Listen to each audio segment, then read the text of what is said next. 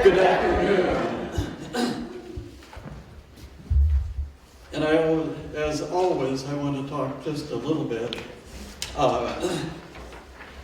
What keeps our concerts going is patrons and associates, and the people who really are fairly consistent about a few programs.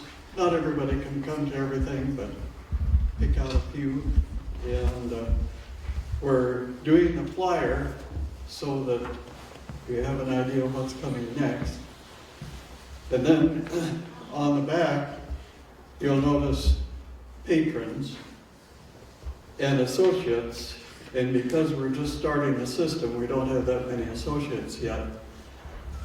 But this is an associate's card, and it provides 6 shows for $50, so it's a bargain. And whatever 6 shows you'd like to come to, and we're going to keep enough going so that there's a real choice.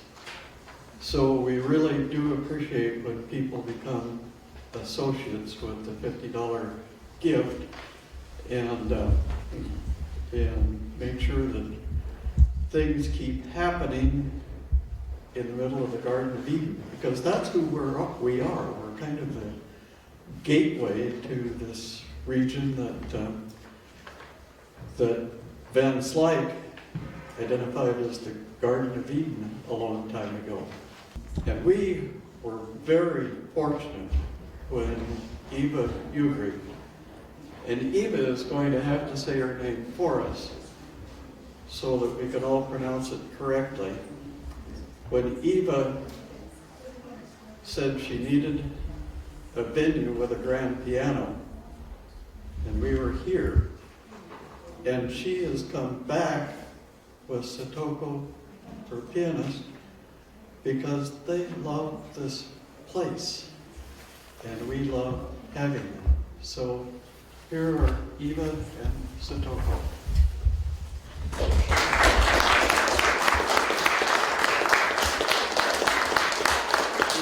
Eva, do tell us how to say your name right. Oh, Ugrcic.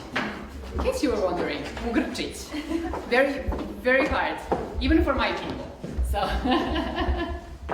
so how's everyone today? Good. It's so good to see you. We were just talking about, we were here last time in 2019. It's been like 3 years. It's like, I don't know, these past 3 years just really flew by.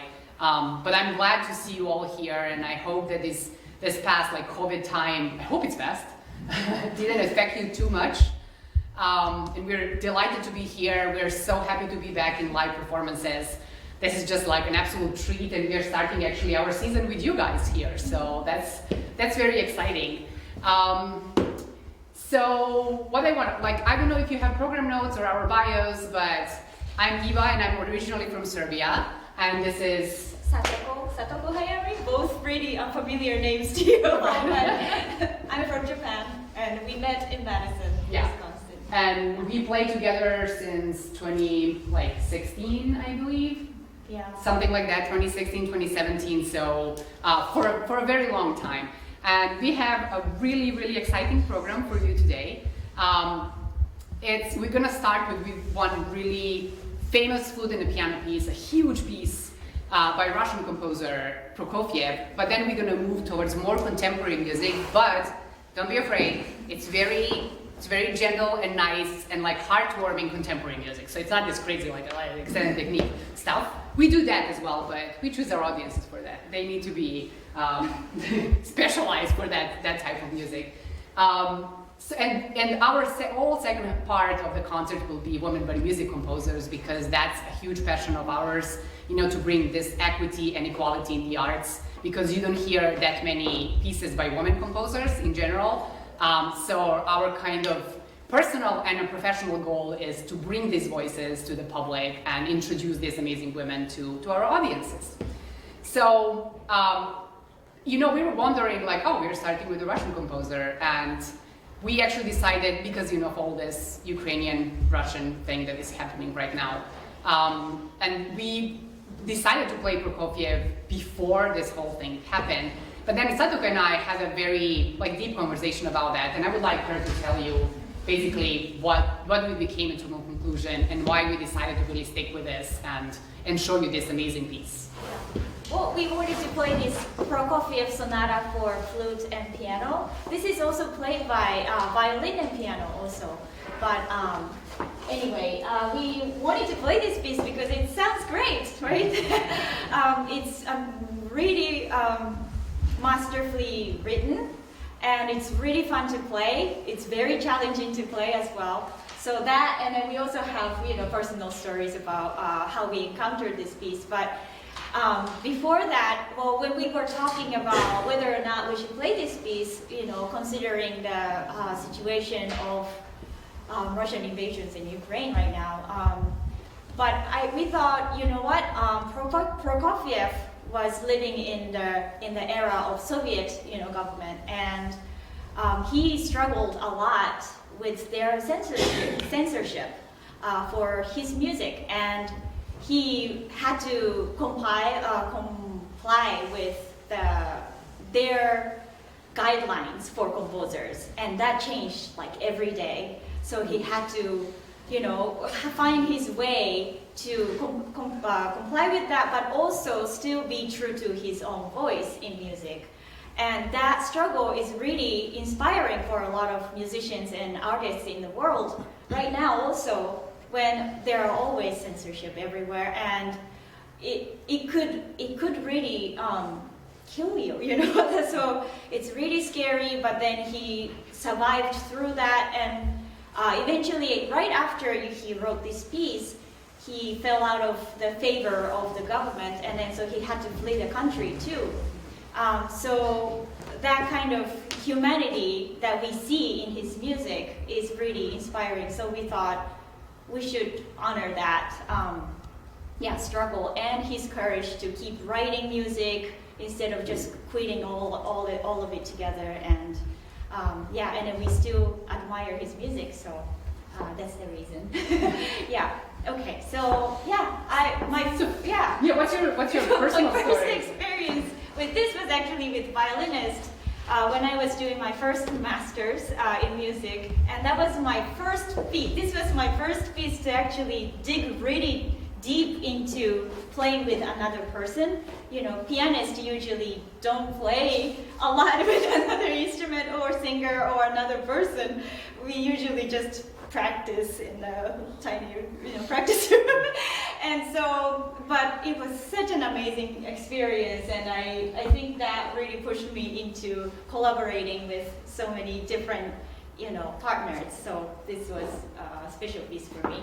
Right. Well, coincidentally, it was my very first piece I played at the Paris Conservatory, also for my master's degree. So I remember I arrived in Paris, and my professor, former, was like, okay, this is sonata, this is what you're going to do. You have 2 weeks to prepare. Come, you have a rehearsal immediately with the piano. I was like, oh, well, we're not going to dissect this for 6 months before I play with the piano. And so I came to the rehearsal, but I forgot my piano scores, which was at Paris Conservatory a big no-no. You bring all your stuff with you, and a professional pianist sits there and just he doesn't care who you are. You're just a number for him. You stand there and you play. So I forgot to do that, and my professor was so mad at me that he said, okay, in 2 days you're playing for a concert. At the concert, this full sonata without any rehearsal. You're just gonna go and play. And I was like, what? What is this? Is he serious? And he was absolutely serious. So I came to the stage and I was like, so that's my first experience with this piece, which was very traumatic. So after that, those experiences were like, oh, maybe we should bring this piece together and just enjoy it this time. Right. So that's our intention, to enjoy Prokofiev. And now she has Pianist on the stage with her, so this is great. We rehearsed. Okay. Yeah.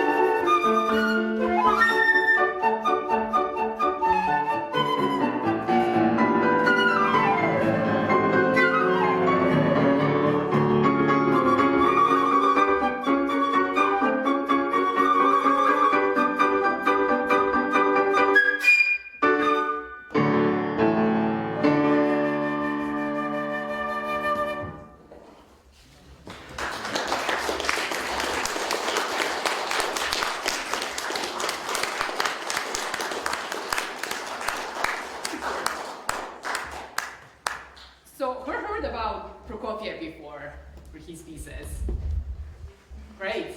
Yeah. So this is completely his style, right?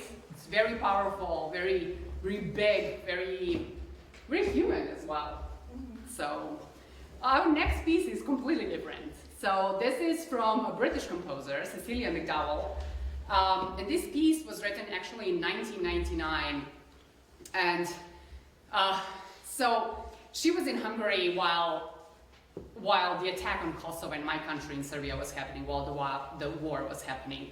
So when she wrote this piece, she actually had in mind like all the people that are like dying from the NATO bombing. It's very similar to what's happening in Ukraine now. It's just again, two different sides, but the same thing, just innocent people dying. And she wrote this piece thinking about, by Eastern European songs and traditional songs and lullabies. And she actually dedicated this piece to all those who are in danger of losing their cultural heritage, which happened to Serbia by losing Kosovo, and in the hope that they can keep, fighting for their voices and in order to keep their voices alive. So 11 actually in Hungarian means alive. So this piece is actually dedicated to everyone that is going right now through this terrible war.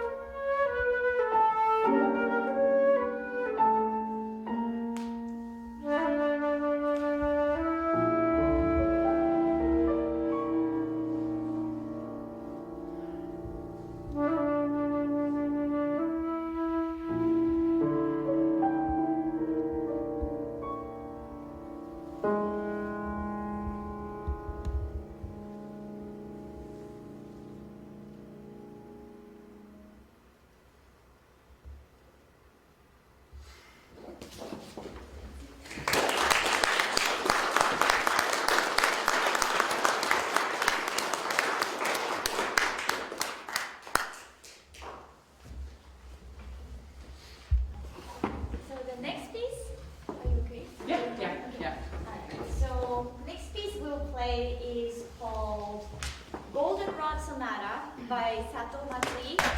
She's a Japanese composer, but she is based in New York City, and I believe she's studying in Paris right now for a year or so, studying about Satie, another French composer. So as you can see, goldenrod as in flute, right? Goldenrod sonata. But we found out that the goldenrod is also a name of a flower. I haven't, you know, okay. Okay, I did not know. Oh, weed, oh, okay. No. It's a nice flower? It's an herb. It's an herb. Okay. That adds some spice to it. I don't know.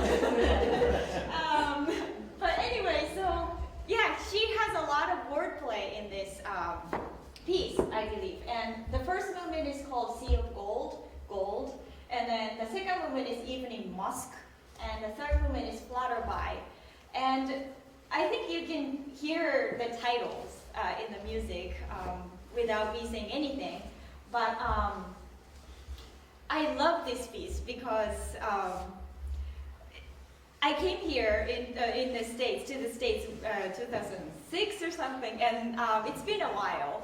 And I'm studying piano, Western music, and Western classical music, and I have this sometimes dilemma, but also I find it really fascinating to learn about the history of just Western classical music coming to Japan, and now I'm a part of it, and coming here and I'm playing for you this whole mixture of cultural, heritages. And I think she does this very well in this piece in a very beautiful way. And one example of how she does it is, is that in the third movement, it's called Flutterby. And Flutterby, as in butterfly, Flutterby, and goldenrod being a flower, you can see the association there. And so what she did was she used this German folk melody, which was popularized in Japan, in Japanese, and it has Japanese lyrics to it, and it's about the butterfly. Just fluttering by, stop, don't stop, keep going, stop, because we want to watch the butterfly moving. So she quoted that melody. Maybe you've heard this. Maybe it's popular here too, I don't know.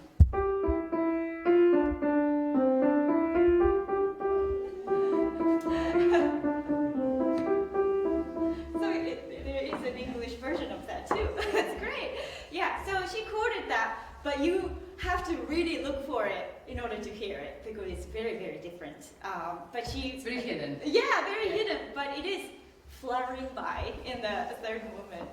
And sometimes I get, yesterday in the rehearsal, I was really distracted by the fragments, because I was trying to scavenger hunt all the fragments of the melody that comes in and out of focus and goes by. So I hope you find that fun to do also. So thank you for letting us share this piece of music that we really love.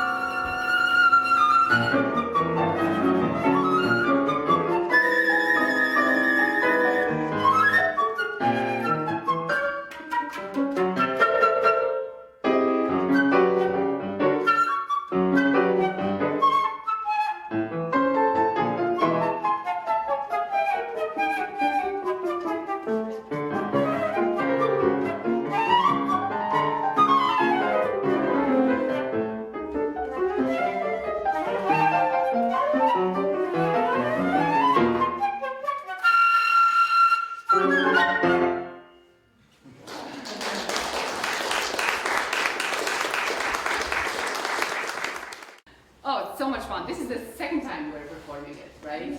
So yeah, we discovered this last year and we're like, oh, we totally have to play this piece. It's so amazing. This is another piece by a fabulous African-American composer. She is teaching right now in New York. Her name is Valerie Coleman, and she is regarded one of the top 35 female composers of today. Absolutely amazing. She's actually a flutist, so this piece is going to sound very fluty. She was actually, if you saw in the bio, I'm running a Lunar Festival which is dedicated to celebrating women's creativity in the arts. And she was our composer in residence in 2019, right before COVID.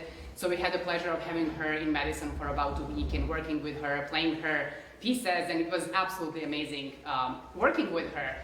This piece was premiered in 2018, and it was written in 2018, so it's a brand new piece, very rarely performed yet, and really includes so much rhythmical and like thematical material from around the world. Really, it represents the mix of French music, Asian music, Middle Eastern music, African drumming, flamenco sounds. There's a little bit of everything. It's a true mix of colors. And the name of the piece is actually Fanni Imen, which means human family, and it is written based on a poem, Human Family, by Maya Angelou. And I would like actually to invite Jim to read this poem for you before we start playing, because it's just about humanity and love, so. Use the microphone.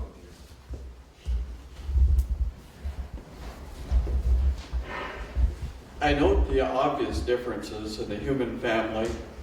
Some of us are serious, some thrive on comedy. Some declare their lives lived as true profundity, and others claim they really live the real reality. The variety of our skin tones can confuse, bemuse, delight. Brown and pink and beige and purple, tan and blue and white. I've sailed the 7 seas and stopped in every land. I've seen the wonders of the world, not yet one common man. I know 10,000 women called Jane and Mary Jane, but I've not seen any two who really were the same. Mere twins are different, although their features jive, and lovers think quite different thoughts while lying side by side. We love those in China, and weep on England's moors, and laugh and moan in Guinea, and thrive on Spanish shores. We seek success in Finland, are born and die in Maine. In minor ways we differ, in major ways the same. I note the obvious differences between each sort and type, but we are more alike, my friends, than we are unalike. We are more alike, my friends, than we are unalike. We are more alike, my friends, than we are unalike.